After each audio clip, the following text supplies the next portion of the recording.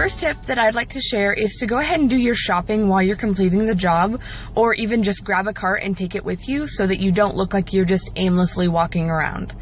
Another tip along those same lines is to make yourself approachable. Like, don't be staring at your phone the whole time, and actually just put your phone away in between answering questions so that you can allow an associate to interact with you and you can accurately answer questions about that experience. I'm really just walking through the store like I normally do, buying my own groceries.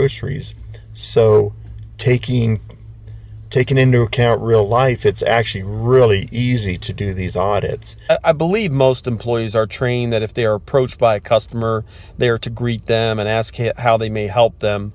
So it's real simple. If you approach an employee, they're going to ask you if you need help, and simple things like just ask them where a different department is, or you're looking for a particular item.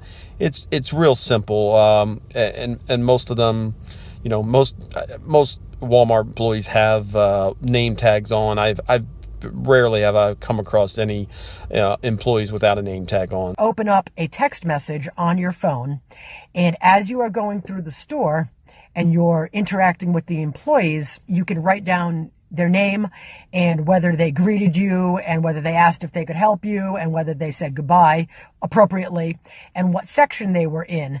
And you can do that as a quote text message, and that way it doesn't look suspicious.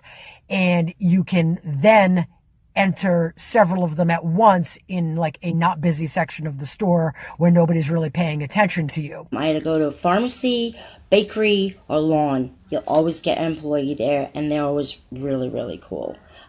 Managers, always look out for them no matter what part of the store. Don't even wait till you get to the questions. You have to kind of remember all the questions. If you've been doing it over and over, you kind of remember. As I'm walking through looking for employees to interact with, I look at the sections and I look at the shelves and stuff so that when I get to the part where I'm looking at something that Walmart doesn't do well, I already have an idea of something that I noticed, and I can go back and take the picture of it again without wandering around trying to hunt for it. The self-checkout, where you walk in, go to the back side of it, and that's usually easier to get because nobody's really paying attention to you if you're not standing where you're supposed to enter into the self-checkout. When you first go into the store, make a note of how the self-checkout area is set up. That will make it easier at the end when you are looking to see if there's an employee helping people before they get to the area, or if the employee is often located after the area and probably wearing yellow.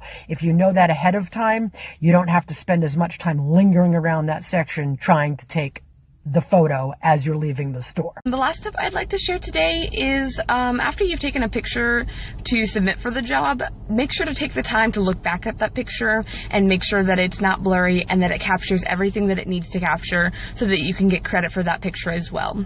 Other than that, just provide accurate feedback and have fun.